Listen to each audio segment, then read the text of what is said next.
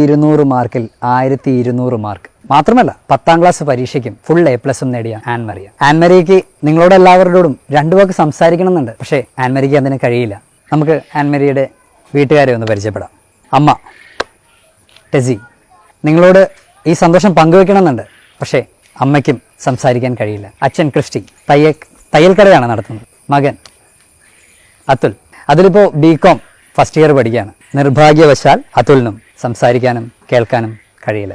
ഞാൻ ജോയ്, സംസാരിക്കാത്ത കുട്ടികളെ കാലങ്ങളായിട്ട് പഠിപ്പിച്ചിരുന്ന ഒരു അധ്യാപകനാണ് ഞാൻ. ഈ ഫാമിലിയെ പ്രത്യേകിച്ചും എനിക്ക് വളരെയധികം പരിചയമാണ്. കാരണം ഇതുപോലെയുള്ള സംസാരിക്കാത്ത 2 കുട്ടികൾ ഇവിടെ ഉള്ളത് കൊണ്ട് ഇവരെ എനിക്ക് വളരെയധികം പരിചയമുണ്ട്. ചെറുപ്പം മുതലേ തന്നെ ഇവരായിട്ട് ഞാൻ നന്നായിട്ട് കമ്മ്യൂണിക്കേറ്റ് ചെയ്യുന്നവരാണ് ഇവർ. ഇപ്പോൾ ഞാനിവിടെ എത്തിയിരിക്കുന്നത് ഇവർക്കൊരു നല്ലൊരു ആശംസ പറയാൻ വേണ്ടിയിട്ടാണ്. കാരണം ഇവിടുത്തെ കുട്ടി 1200-ൽ 1200 മാർക്കും വാങ്ങി +2-ന് വളരെ വൻപിച്ച വിജയം കരസ്ഥമാക്കിയിരിക്കുകയാണ്. ഈ നാടിന് തന്നെ അഭിമാനമായ ഒരു സന്ദർഭമാണിത്. അതുകൊണ്ട് ഈ കുട്ടിയെ വളരെയധികം സന്തോഷത്തോടു കൂടി ഞാൻ എല്ലാവിധ ആശംസകളും ഞാൻ അർപ്പിക്കുന്നു. വീട് നിറച്ചും ആൻമരിയയ്ക്ക് കിട്ടിയ സമ്മാനങ്ങളാണ്, ഉന്നത വിജയങ്ങൾ കിട്ടിയ സമ്മാനം. ഇനിയും ആൻമരിയയ്ക്ക് ഒരുപാട് പഠിക്കണമെന്നുണ്ട്. പക്ഷേ അതിനുള്ള സ്ഥിതി ഈ വീടിനുണ്ടോ എന്ന് ചോദിച്ചു കഴിഞ്ഞാൽ അതൊരു വലിയ ക്വസ്റ്റ്യൻ മാർക്കായി നിൽക്കേണ്ടി വരും. കേൾക്കാനും സംസാരിക്കാനും കഴിവില്ലെങ്കിലും നിങ്ങൾ എഴുതി വിടുന്ന ഓരോ കമൻറ്റും ഇവർക്ക് വായിക്കാൻ പറ്റും. ആൻമരിയയ്ക്കുള്ള അഭിനന്ദനങ്ങൾ നിങ്ങൾ കമൻറ്റിൽ രേഖപ്പെടുത്തുക.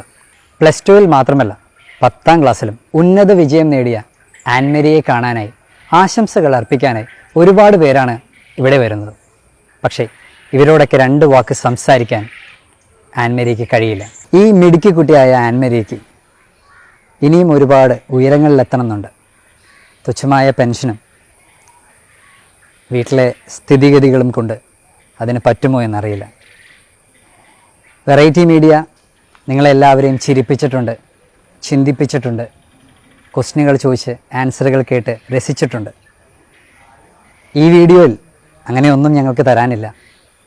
പക്ഷേ ഇത്തരം ആൾക്കാരുകളും ഈ ലോകത്ത് നമ്മുടെ ചുറ്റുവട്ടത്തുണ്ട് എന്ന തിരിച്ചറിവാണ്.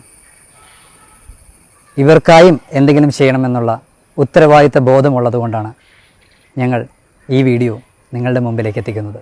അതേപോലെ തന്നെ ഇതെല്ലാവരിലേക്കും ഷെയർ ചെയ്യുക. നമ്മളൊക്കെ ഈ ലോകത്തിൽ ജീവിച്ചിരിക്കുന്നുണ്ട് എന്നതിൻ്റെ ചെറിയ ഒരു വിരലനക്കമെങ്കിലും ഉണ്ടാക്കാൻ നിങ്ങളുടെ ഷെയറുകൾക്കാവട്ടെ. നന്ദി.